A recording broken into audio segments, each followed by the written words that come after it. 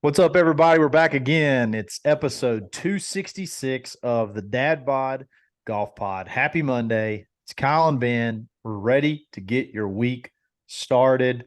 What a weekend of golf. What a week of just golf chatter in general. So much went on. You had Riviera, Tiger making the cut, the Netflix series dropping, and we're going to talk about it all. Yes. Tonight's episode is brought to you by Bet Online, the number one sports betting website in the country.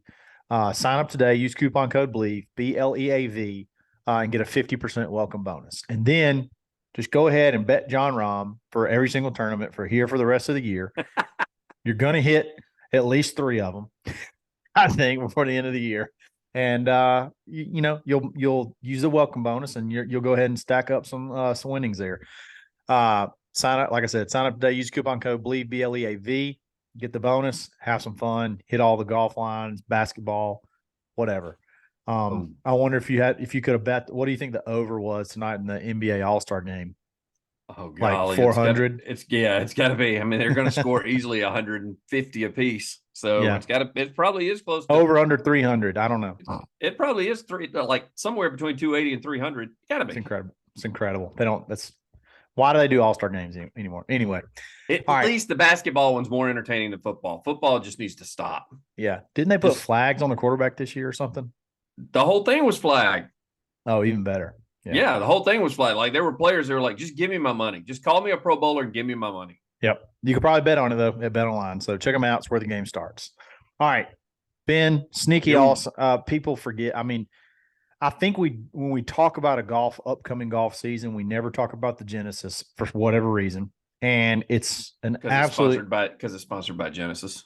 Yeah, maybe so. At Riviera, it's probably the best. I mean, it's easily like a top 5 it's easily a top 3 non-major tournament. I mean, it's just the course is just absolutely phenomenal. I mean, it made my top 5 on courses though. Riviera did. Remember? It did. It was an honorable mention for me. It was not my top 5, I don't believe. But so many good players, all of them at the top of the leaderboard. Then you had the Tiger in the mix, not in the mix like to win, but just like his name in the mix of the chatter.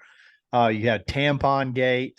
You had all kind of stuff. It was absolutely incredible. It did not let down. It's the most golf I've watched so far this year. Really? Yeah, most golf I've watched so far in 2023, and I will admit most of it was Tiger. I watched pretty much his entire first 2 rounds, and that had a lot to do with it. And then I watched obviously the final round, the back 9, up until Homa bogeyed. I think it was 13. It was pretty tight, and then it's still tight after that. And then Rahm, he birdies the par 3s. Like, what the heck? Like, those aren't even easy par 3. That's not easy. Easy holes to get shots back on. He birdies both par 3s and wins his third time in 5 starts. They have got to turn, if they're not going to mic them up, they've got to turn the sound up on being able to hear players. Yeah. On that last par 3 that he birdied, that he threw it up into the air, because I told you, I said, they got to move the damn tees up. I'm tired of watching people land in the front of the green and roll off the back. That's just dumb. Yeah. And they're doing it just real quick. Real quick. 4 at Riviera. As much as I love Riviera, 4 is the stupidest golf hole I've ever seen. And they did this. They have like this like plaque that says it's like like a Ben Hogan plaque. That's like Ben Hogan quote: "4 is the greatest tough par 3 in golf." And I'm like, he probably played it 100 yards shorter than what they're playing it. 240 to a shallow green that does not hold. Like, and the Kikuya, I've been waiting on the Kikuya. I knew it was coming at some point in time. It grabs your ball, so you can't land short and run it up on the green. Nope.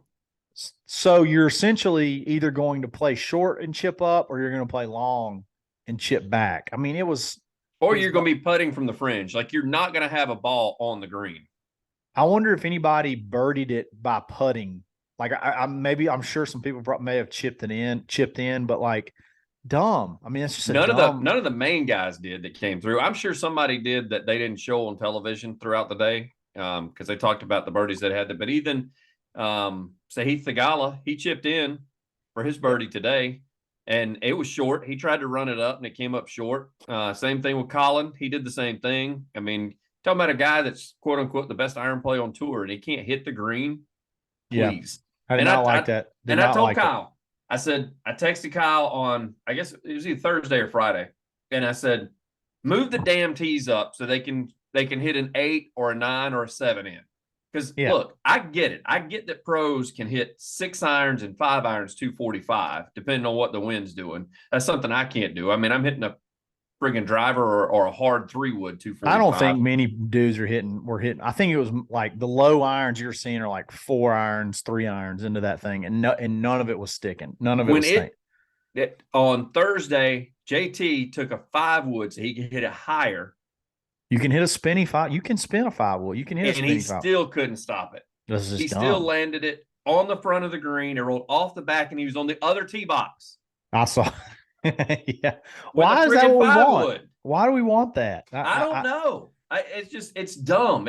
Kyle said it best. He said, this is a dumb hole. And it is. Like, I love Riv, but let me just tell you right now that you guys have got to fix 4. I mean, it's just set it up different, man. You know the members are not playing from there. Members are probably playing at 135. It's probably 100 yards up. That tee box for members probably 100 yards up. They're all probably holding it with 9 irons. But, you know, they get the pros out there. I told you that this went back to the last tournament. This is a tangent I'm going off that I didn't plan on doing.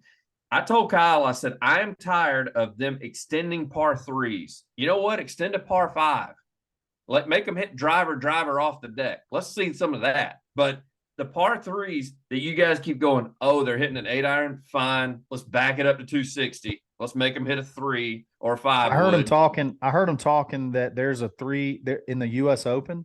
This was Colt Nose in the U.S. Open at L.A. Country Club. There's going to be a par 3 that's 300 yards. It can play. He said it can play 300 yards if they decide to put the tee there. That's just dumb. Yeah, it's not dumb if you can hit a shot that'll stay on the green. You know what I mean?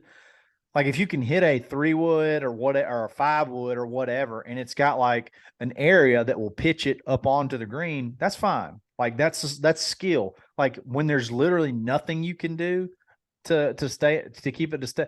Like I was Scotty Scheffler, or not Scotty Scheffler. Someone I was watching hit the biggest high cut you could. I think it was Scotty Scheffler. Hit a huge high cut, and I'm like, man, if that can't stay on the green and it hits on the front of the green and then just bounds off. Now, it didn't go far off the back, but bounds off the back. And it's like, there's nothing else you can do. Like that was a perfectly executed golf shot. I don't know. But other than that, the tournament was great. I just think the USGA and PGA need to realize you don't have to lengthen a hole to make it harder. If you remember in the U.S. Open last year, they were having troubles with that because it was so windy up there in Boston that it was that short par 3 that was like 90 yards, and they were all hitting like knockdown sand wedges. And then the next day they were hitting 9 irons into there because the wind's always gusting. And they kept putting the pin on all 4 corners of the green. They wouldn't put one in the center. And there were guys that were making a ton of bogeys on that hole because they were either spinning it off the green or coming up short because the wind got them. Like Pebble, you've seen that one. That hole is 110 yards. And if it's downwind, you can hit a lob wedge. And if it's in your face, you can hit a driver. Like that's how that works. It's crazy. So, in that particular at Riviera, I mean, I don't know, tuck the pin and move the tee up. Do something, but let's not make it 260 next year. Yeah. I didn't enjoy it. I did not enjoy that hole. I was ready for it to get to the next ready to get to the next hole. All right, that's my tangent on that. Got that out of the way. Good deal. Let's move on. You want to talk? What do you want to talk? Tiger or Jon Rahm? What do you want to do? We got to talk. You got to bring out the Tiger thing. I'm pissed off. Let's go ahead and talk Tiger. The tampon gate first off, before we even talk about play. You want to talk about tampon gate right off the bat?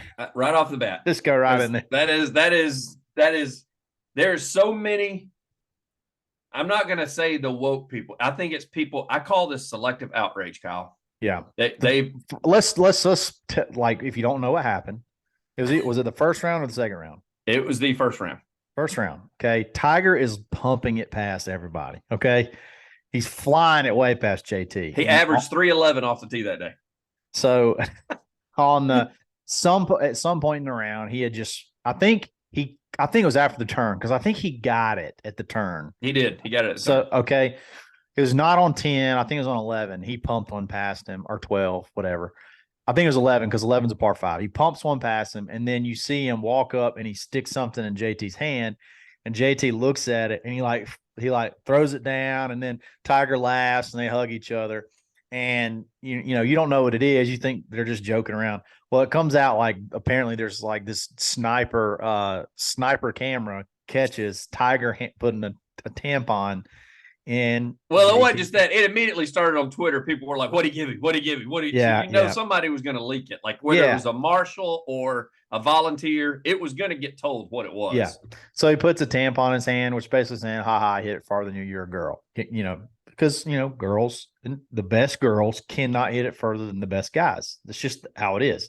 So, of course, within hours of it coming out, then it becomes this outrage.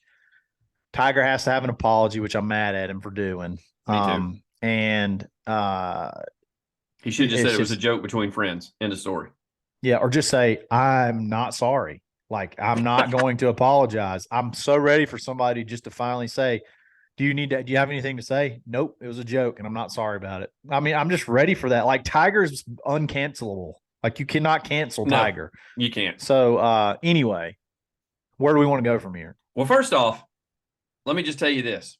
He wasn't saying you hit it like a girl. He was calling him a vagina. That's what he was doing. That's what he was not doing. even you don't even He have was- to say that. That's Like, what he just- was calling. He was just saying, hey, I hit it further than you. So Yes. you must be a girl. So here's something that girls Number have two, to have. The double standard is deafening because it was comedy gold when Annika Sorenstam gave Fred Funk a pink skirt and made him play a hole with it after she outdrove him. Wow. Nobody's saying anything about that. I don't remember that, but that's pretty sexist. Yeah. In my opinion. That's the thing. And so, Here's one. And the people that brought that up to like the Sarah Spains of the world, that's different. No, it's not.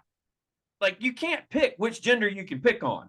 You can't pick on men and think it's cool. And then when men pick on women, wait a second, we got to draw a line. That's not how it works. And he wasn't, by the way, he wasn't picking on women. No, he was picking on JT. Yeah, exactly.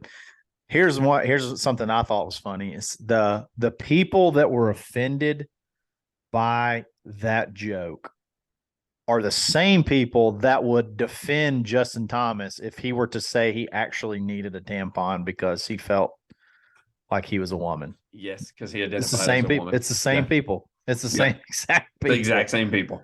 Like I don't know, man. We're at some point in time, like people are like bringing his daughter into it, like, oh, what would his daughter think? I think she'd probably laugh at it. She's 15. She thinks it's hilarious. That's exactly what she thinks. She's like, oh, look, dad's picking on JT, like his little brother. I mean, that is so far out there. That is so such a reach of outrage that I don't even really want to entertain it past. But it's selective outrage. That's what it is. I have a box of tampons in my golf bag now. So just get ready, Ben. You're going to be stuffing them, baby. I'm handing those things out. Oh, man, alive. So I thought that was funny. The balls on Tiger to do that at Riviera during a round, during not even a practice round, not even a practice, like during a round of golf. That shit doesn't happen 20 years ago.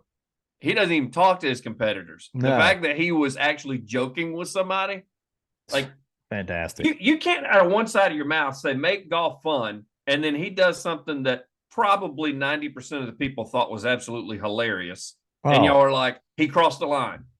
Can't do that. You can't pick and choose what. No, you can't do that.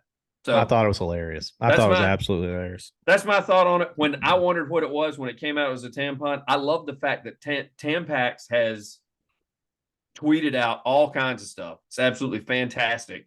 Good or bad? Their sales increased. Well, they had to.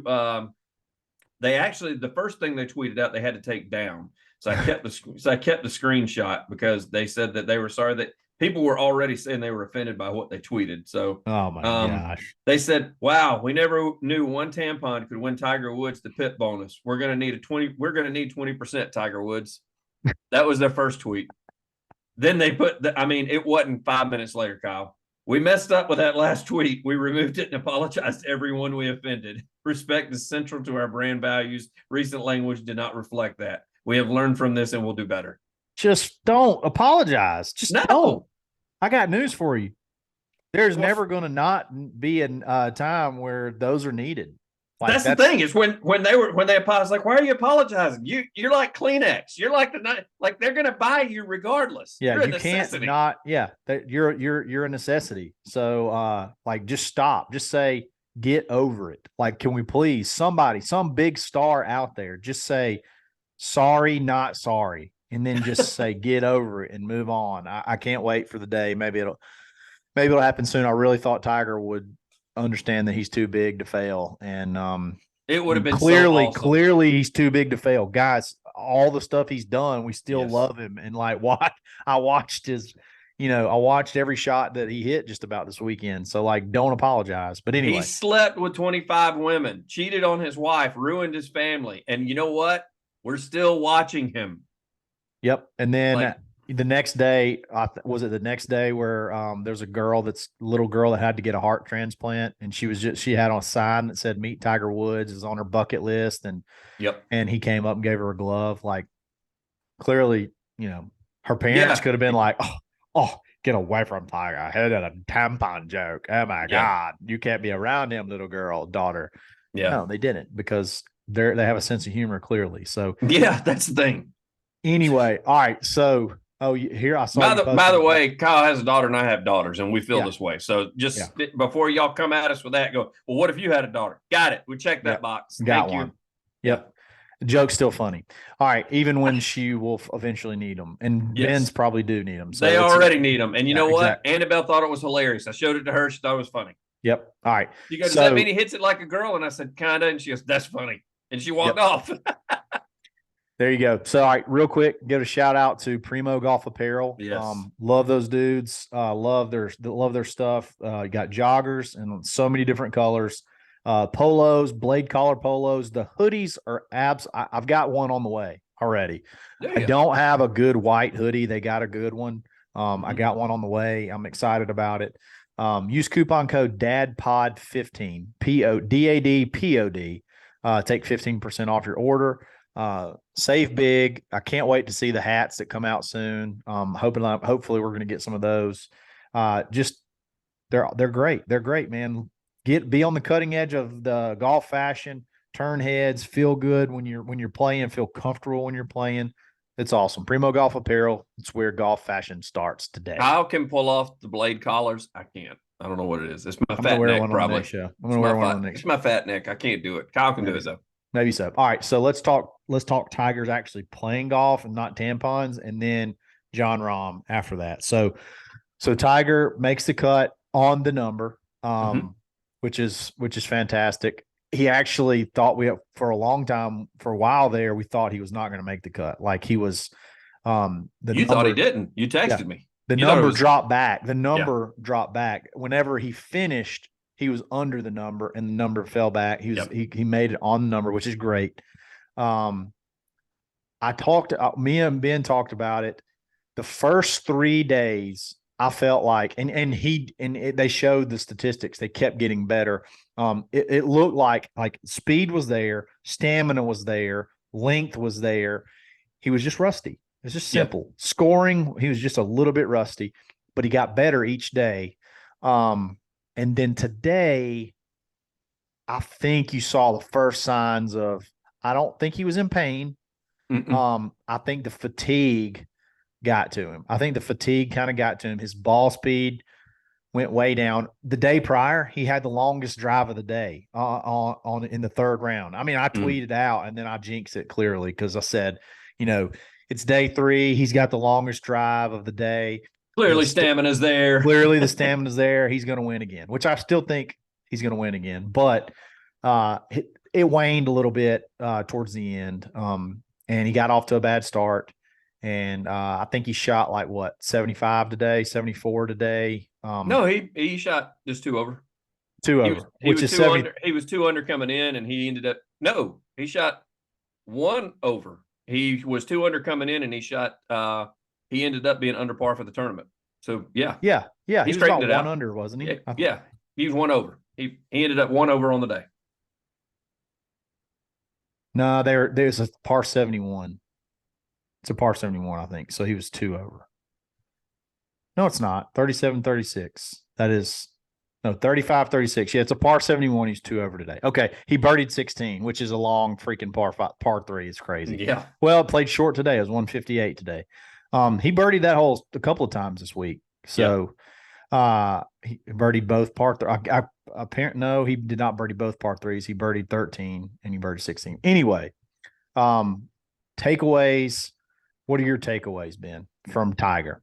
I think that we need to quit paying attention to the limp. I think with that leg being restructured, I think that's a constant thing. I told you I was really worried about it watching it, because even when he was in the PNC, he was limping, even riding a cart. And I was like, man, how the hell is he going to walk 4 rounds if he can't even ride a cart and play? Yeah. But I think that's just the thing. I mean, when he gets out of his car, like when they showed him walking through the parking lot, limping. I mean, when he's walking on the course, so I think it's hard for me to get that out of my head, that when I see him doing that, I'm like, crap, it's going to be a long day. But I think that's a thing now. You associate a limp with pain. Yeah. But his is not, it's reconstruction. It's not the same leg. It's literally a different leg. So that doesn't function the same way that his old leg did. I mean, I say old leg, you know what I mean?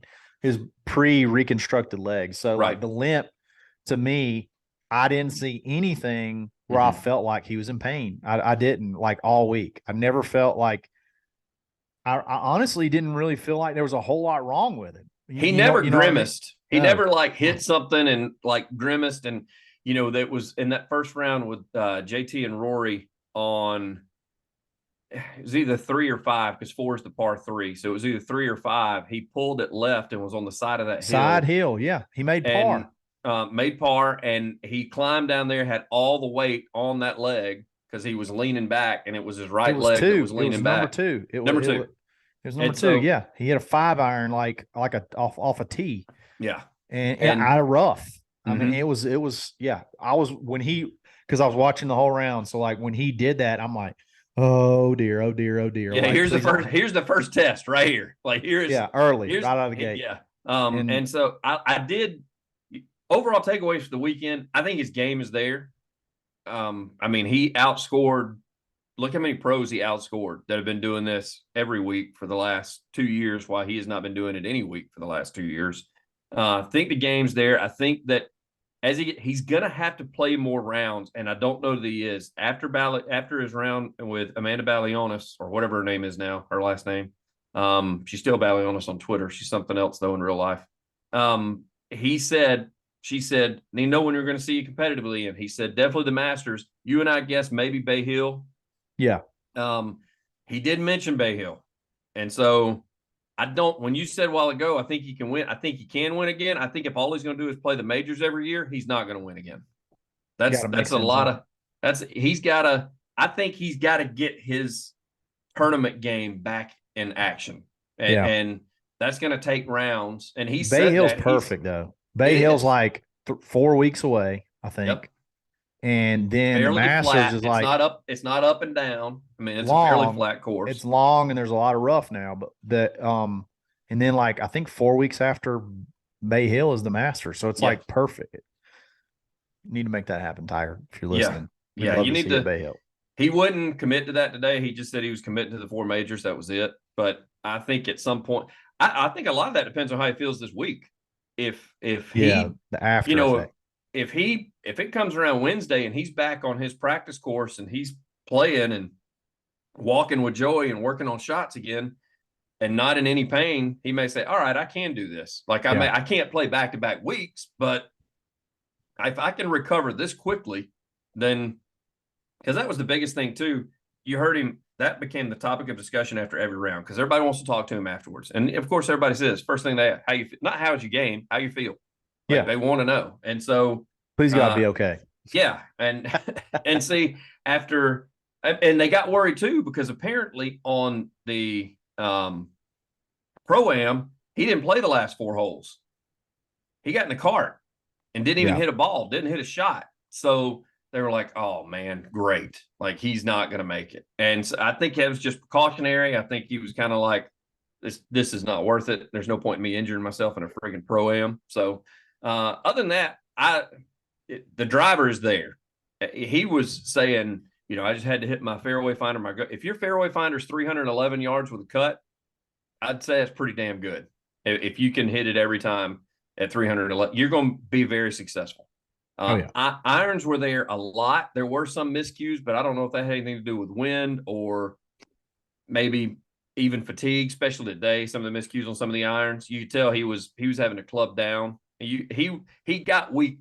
This was by far his worst day to watch him play. Best day to watch him play was gonna be Thursday for sure.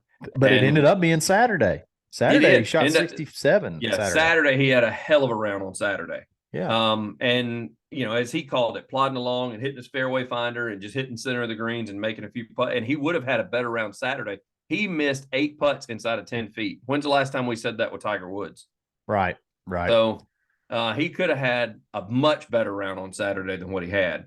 So yeah, I think it's there. And I think it also depends on course. I mean, Bay Hill, he's familiar with, so that's another reason I'd like him to play there.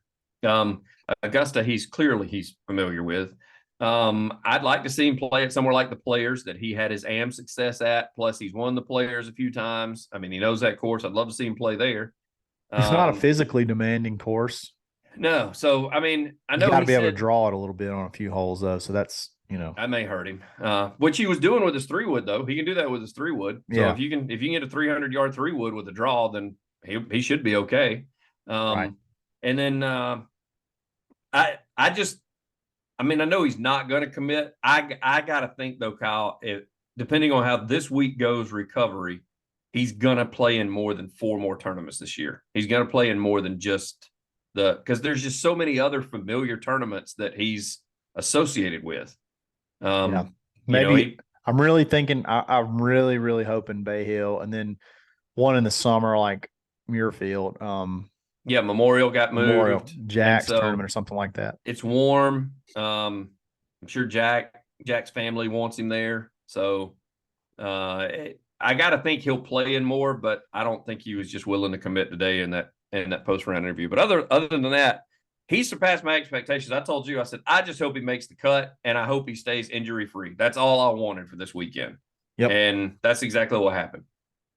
Absolutely. So, all right, enough about Tiger. Jon Rahm's the best player in the world. I don't care what the formula is, and I hope that whatever the formula is, he should be the number 1 player in the world after this week. He's always there, man. He's always there. Even when he hits a bad shot, he gets a great break. Like I think it's either Saturday. I think it was Saturday. It's on the back 9. I think one of the only par 5s on the back 9 or whatever. He hits it into the grandstands on the second shot, and it bounces out of the grandstands to about 3 feet on the green, makes eagle. That was a shot of the tournament, in my opinion. It was incredible. But it was either that or that 70-foot bomb he hit today. That putt that just completely demoralized his other 2 playing partners. I just don't see very many weaknesses in his game, man. He's unbelievable. A lot of fun to watch. He's got length. He's got touch. He can putt. I mean, what can he not do? I don't really know. They said today they dropped that stat where he's the first player to win this many tournaments in a row to start a calendar year. And I thought they were fixing to say Tiger Woods because I thought he had a hot start one year or like it rolled over from the previous year, but it was not. It was since Johnny Miller in the 70s. Like nobody's won this many. A random Johnny Miller stat. Yeah, I know. And trust me, if he's anywhere near Twitter, I guarantee you he's liking the shit out of that button right now. He loves for people to talk about him. But yeah, he's just flawless. I mean, he's another one, hits a very controlled cut, hits it out there about 315, 320.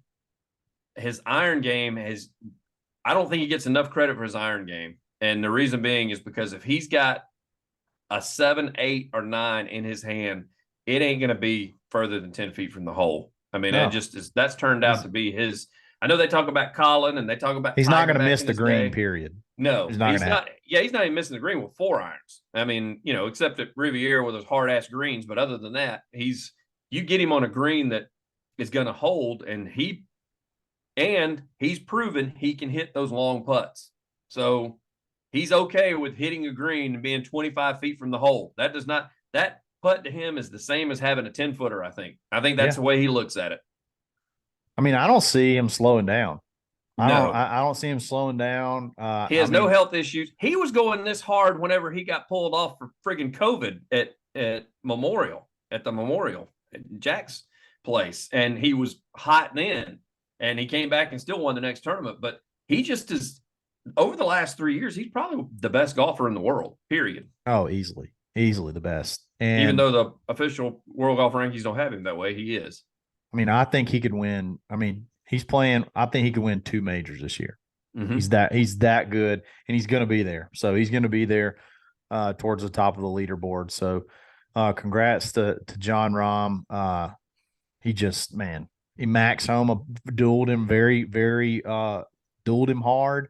Yeah. But Max bogeys 13, which was a wicked hole that both of them looked to be in trouble Mm-hmm. on 13. But I think Jon Rahm had hit it so far that he kind of he just got out of the trouble, whereas Max hit a tree, knocked himself further out of position than bogeyed. So anyway, and then Jon Rahm had 2 more birdies down the stretch. So it was Max is tough to beat in California, and Jon Rahm went toe to toe with him and beat him. So it's crazy. It's crazy. Good. He's amazing. He's amazing. So if Max keeps going too, and I'll give Max some credit too, he's probably the second best golfer in the world right now. Over the last probably 6 months. So I think we'll see those two names a lot in the next. That U.S. Open could be a rematch. Yeah, it could. U.S. Open at L.A. Country Club could be a rematch, which I can't wait to see this place. They talk about it all the time. L.A. Country Club, how fantastic it's going to be, and all the changes they made. Real quick, this is a side note, Ben. So I talk about how I want to wear everything Justin Thomas wears. I got a new guy. Uh-oh. Keith Mitchell. I want everything this guy wears. That is so far from being what Justin Thomas wears. Dude, no, he is just so freaking classic. Got the you know what he looks like? He's like Fred Couples in 2023. Yeah. That's what he's like. That's what it reminds me, because he's got the flat bill, high crown visor. High visor. Yep. Just dude, he can wear some clothes. Keith Mitchell, fired up. He can bomb it too. What's that? He can bomb it too. He can bomb. Top 5 finish. He's a name that's starting to get more, seems to be more in the mix lately. Yep. So super quiet guy, birdied 18 to close out and jump in that top 5. Was in that final group today with those 2 guys and handled himself well. He just didn't get the hot start that they did. So he's a 18 at Riv. 18 at Riv could be the most underrated golf hole. Oh, it's one of the best finishing holes in golf. To me, could be the most underrated finishing hole in golf. The big hill that's like an amphitheater.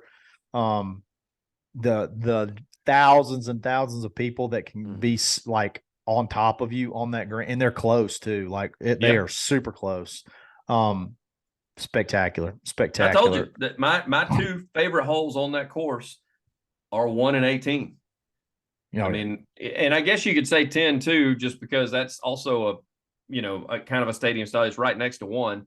But I told you, I said 1, that freaking thing looks like a runway out there, that fairway. I don't know how wide it is, but you could tell it's hard to hit because it just looks so obvious, and they all were missing it, and still they were doing fine. That was kind of like what you talked before. The rough wasn't that bad, so even when they missed it, they could get to the green in 2. But still, that's a Tiger said it best. They asked him, they said, "What were you thinking when you were 16?" Because that was his debut, was there at Riviera. He said, "Man, I don't even," he said, "all I remember is swinging and looking up and seeing a draw go out there, and it actually hit the fairway." He said, I kind of blacked out just because Yeah. Everybody was there. Everybody's there to watch you. They're right on top of you. Couldn't feel the club head, couldn't feel anything. You just looked Yeah. and it was a tight little draw going out there to the fairway. So Yeah. So awesome.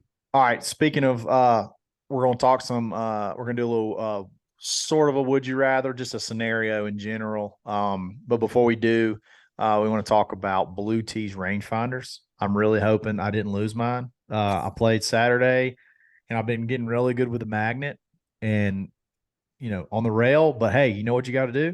You got to pay attention. You may leave that son of a gun right there on that magnet. And I think I got somebody that's got it waiting for me up at the front desk. So, but check them out. Use coupon code DADBOD. Take 10% off already incredible savings. There's no reason to pay $600 for a rangefinder. No. You can, you get all the features, the slope, toggle on and off for if you play, in a tournament where you can't have slope. You got the buzz lock on the pin. You got everything. It's great. Get one now. Save big. They got black, they got blue, they got white, and they got pink. So they got 4 different colors that you can choose from. Bluetooth speakers, all kind of stuff extra that you can get from that site. So go online, save big. Blue Tees rangefinders. I don't know. They don't have a catchphrase, so we just love them. How about that? How about that? Where rangefinders start. There you go. All right. So this is not a would you rather. It's just kind of a scenario. Okay. Yep. Riviera is known for number 10, the drivable par 4. Drivable par 4 that Yes. over the years, the analytics say, put your foot on the gas and go, like get it close to the green. If you lay up, it's a impossible wedge shot. Watch Justin Thomas tried to lay up, and he on the first round hit an iron into the first bunker. So he had to hit like a 120-yard bunker shot to a green that's just impossible to hit anything into. So the scenario is we thought of 3 drivable-ish short par 4s that you got a par. If the highest odds that you feel like you could make a par, I don't know if there's a penalty, just 3 very famous short par 4s. Which one do you think you stand the greater chance of making a par? So you got 10 at Riviera. Mm-hmm. You got 17 at TPC Scottsdale, which we just saw. And then number 3 at Augusta, underrated. It's where Scotty sculled one in for birdie and basically flipped the whole Masters this year. Which one do you think you would stand the best chance of making par and why, Ben? If I dropped you out and said, hey, if you make a par, here's $100,000. Which one do you pick? How do you play it? Why? It's got to be 17 at Scottsdale. Okay. And the reason being is because of my game hitting a natural cut. There's no trouble to the right. Everything opens up on the right.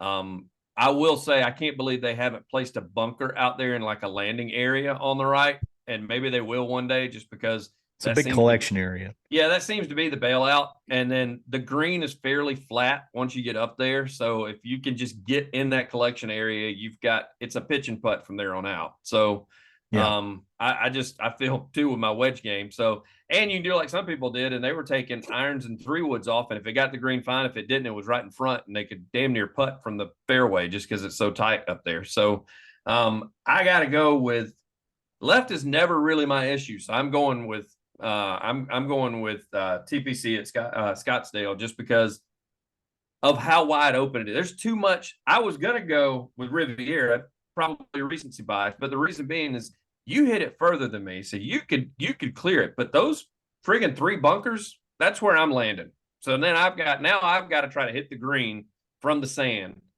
because that's in my landing area. Do I avoid them? Maybe. I don't know, but still, and that damn green's so hard to hold. Yeah. Oh my goodness. No. I mean, even from a side bunker, they showed a guy, I didn't even know his name. They showed him today. He went back and forth 3 times today. And he was in the bunker 3 different times by the green because he couldn't hold the green. Is that the whole Tiger putted one into the bunker? Yes. That was 4. He putted it into the bunker? Yes. Yeah. Mm-hmm. Tiger Woods putted one into a bunker. Yeah. So that lets you know how hard it is. I don't think that was it. Are we sure that was it? I think it was 10. We'll go back and look at it. It was Friday. It was a Friday round. We could be correct. It's a 300 5-yard par four, and I think it played over par. It may have Yeah, Max and bogeyed it every single day. Max birdied it all 4 days, which is incredible. But it did not. It played right around par. I think. It's a tough hole. you and I probably have a better advantage in that than a lot of pros do because they're in between club because it's like 280 to the front. So Yeah. I mean, we could hit driver. I'm going to land my driver 250 and maybe roll out There's to a bunker there. 260. That's Yeah, the thing. exactly. See. But you can carry it 280 and you're over the bunker. Yeah, but I'm not. Here's the way I look at it. I gotta have which hole gives me the most opportunity with both ways of a miss, left or right. That I got a chance where I got a shot into the green, and and odds are it's advanceable. And I got to take number 3 at Augusta. There's nothing. There's nothing. It's pretty wide open. There is a bunker that should not be in play with the driver. I could just pound one down the left center of the fairway. Maybe it cuts, maybe it stays straight. Hopefully it cuts a little bit. Because if it doesn't, you can't see it unless you're there. But the green, you're just so far below the green. It would be tough. But Scottsdale might be I think, let me just say this. I got a better chance. I probably got a better chance at a par at Scottsdale, but I got the lowest chance for a big number, I think, at number 3 at Augusta. Does that make sense? Oh, I agree with that. Yeah, because you could go in the water at Scottsdale. Yeah, I could. Yeah, exactly. And you see water. If you go left of center at Scottsdale and it doesn't roll on the green, it's going in the water. Yeah, that's just how that works. So, and I'm going to have to start it at the green. Yeah, and hit a cut. So which is my natural shot, but sometimes it stays straight. You never know. So I could have the two-way miss. The two-way miss is not going to hurt you off the tee really, other than positioning at number 3 at Augusta. So I think I take 3 at Augusta, which is an underrated hole. I think a lot of it's got to deal with the pin placement too. It plays easier. If it's back pin on 3, I'm taking 1,000 times. If it's that front left pin, yes, that's what I was going to say. If it's back or if it's right on 3, you got to take that. You have to take that hole just because it's a flatter area. It's easier for you to. I mean, you throw it up there and you've got more room to work. You can hit the center of the green and it stay. Right. TBC at Scottsdale, and you're below the hole. Scottsdale, it's a hell of a lot easier when it's on the front. Not for them because they have to ease up and hit like a 5 wood or a baby 3 wood. But for somebody like me and you, it's totally easy when it's on the front because you just flare it out down there in the collection area, you chip it up there and you 2-putt and move on. Yep. And I'd say the same thing with Riviera. Like the hole looked like it played easier when it was on that front portion of the green because when it's on the back, it skinnies up so much that they couldn't get to it. Yeah. And stop it. Like there were guys that they were chipping with 60s and they couldn't stop the ball. It was that's ridiculous. It's 271. I looked to carry that last bunker before there's the opening to the green. So it'd be a poke for me to be able to carry it in general. So more than likely, it's just going to be really hard for me not to be in a bunker, to be in a bunker. So and then you're hitting out of a bunker into an impossible green. So now if you cork one and you carry that bunker on the left side and you can be in that little area between that last bunker and the green, you could do what Tiger did, or you could bunt one up there, hopefully onto the green and then 2-putt. Because you're going to be scared. You're going to be because you're hitting it. The green looks like this. Yes. With 2 bunkers on both sides, which seemingly the balls run towards both bunkers. They do. I mean, it's a turtleback green. It's crazy around the bunkers. It's crazy. That's good stuff, Ben. We're going to talk a little bit Netflix probably on Wednesday. So y'all hang in there with us. We got the Brooks Koepka episode we got to talk about, and then we're going to just go one by one and have some fun with it. There's one thing Brooks said that I think was the dumbest thing. First of all, he's full of shit, is what it is. And we'll break that down. But thanks for listening, guys. Have a great start to your week, and we will talk back on Wednesday. It's episode 266 of the Dadbod Golf Pod. We're always stroking.